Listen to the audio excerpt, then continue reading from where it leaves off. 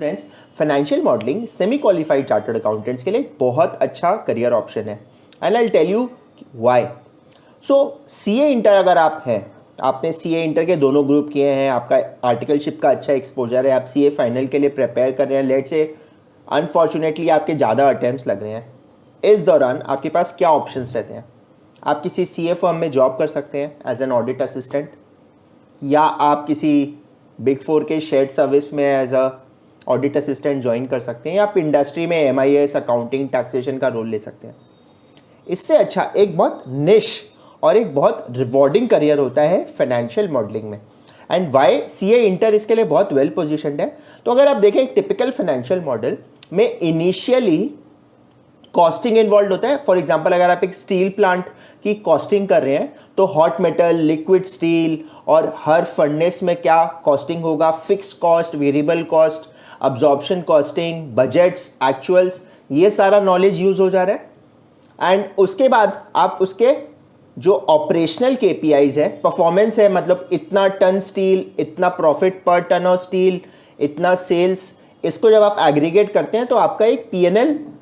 Balance sheet and cash flow के लिए आपको इंफॉर्मेशन मिलता है। सो क्योंकि आप सीए इंटर है तो आपका फाइनेंशियल अकाउंटिंग बहुत स्ट्रांग है। तो पहले आपने कॉस्ट अकाउंटिंग बहुत अच्छी तरह की, फिर आपने फाइनेंशियल मॉडल में फाइनेंशियल अकाउंटिंग बहुत अच्छा यूज किया, बिकॉज फाइनेंशियल मॉडल काफी कॉम्प्लिकेटेड होता है। तो ऑपरेशनल लेवल डेटा को जब आप एग्रीगेट करते हैं कि उसका कैश फ्लो पे क्या इंपैक्ट होगा और पीएनएल पे क्या इंपैक्ट होगा और बैलेंस शीट पे क्या इंपैक्ट होगा और रेशियोज कैसे चेंज होंगे,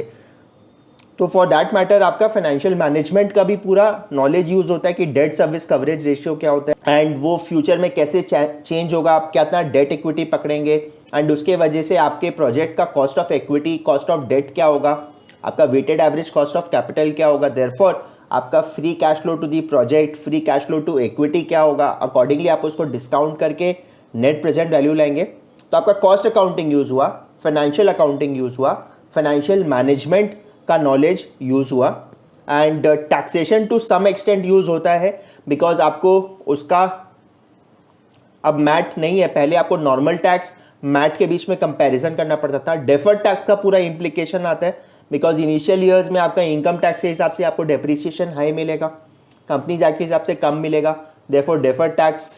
लाइबिलिटी क्रिएट होगा, बिकॉज आप इनिशियली ज़्यादा टैक्स बेनिफिट एंजॉय कर रहे हैं। तो उसको आपको मॉडल करना पड़ेगा फाइनेंशियल मॉडल में, बिकॉज आपको जाके ओनर्स को बताना पड़ेगा कि भाई फाइनेंशियल मॉडल में अभी हम कम टैक्स दे रहे हैं, फ्यूचर में हमें ज़्यादा टैक्स देना पड़ेगा, जो टिपिकल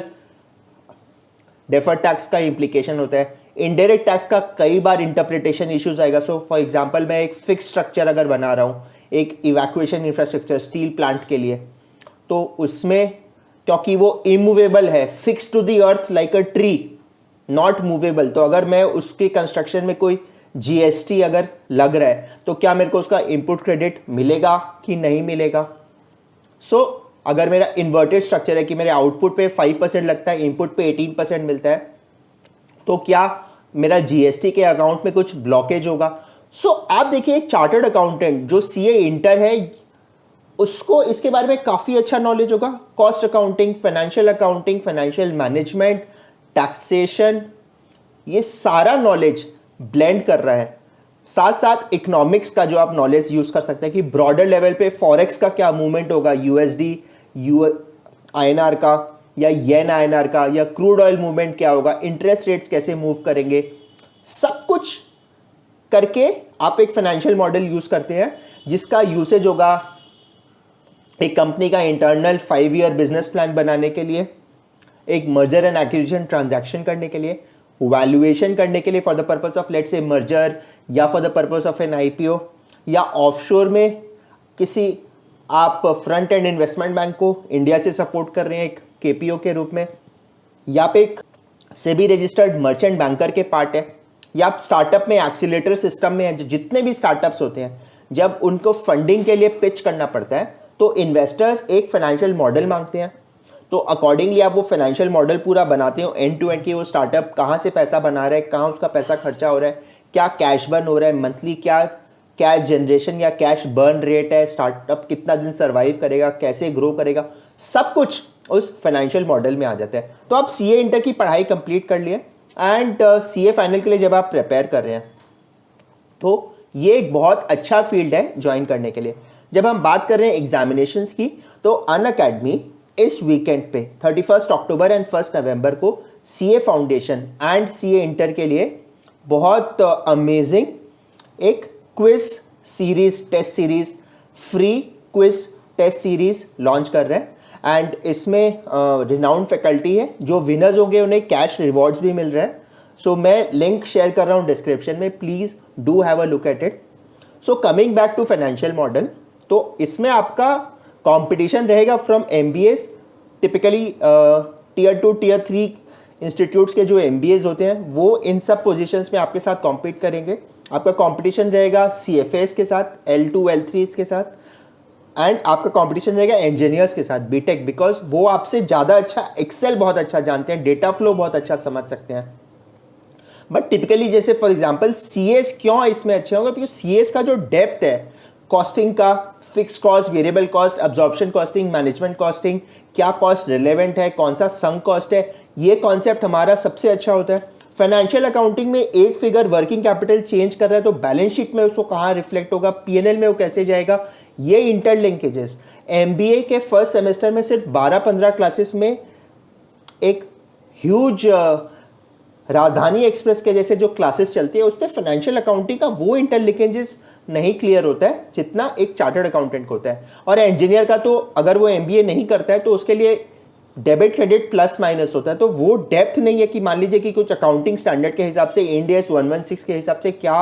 अकाउंटिंग में डिफरेंस होगा, वो as a CA inter, as a semi qualified CA हमें ज़्यादा अच्छी तरह पता है। और सीएफए में अकाउंटिंग नहीं होता है, सीएफए में कॉस्टिंग नहीं होता है, ब्रॉडर लेवल पे वैल्यूएशन का कॉन्सेप्ट्स प्रॉब्ली ज़्यादा डेप्थ के साथ होता है। बट यहाँ पे जो हम बात करें एक स्टील प्लांट का बेसिक बॉटम अप, जब हम फाइनेंशियल मॉडल बना रहे हैं,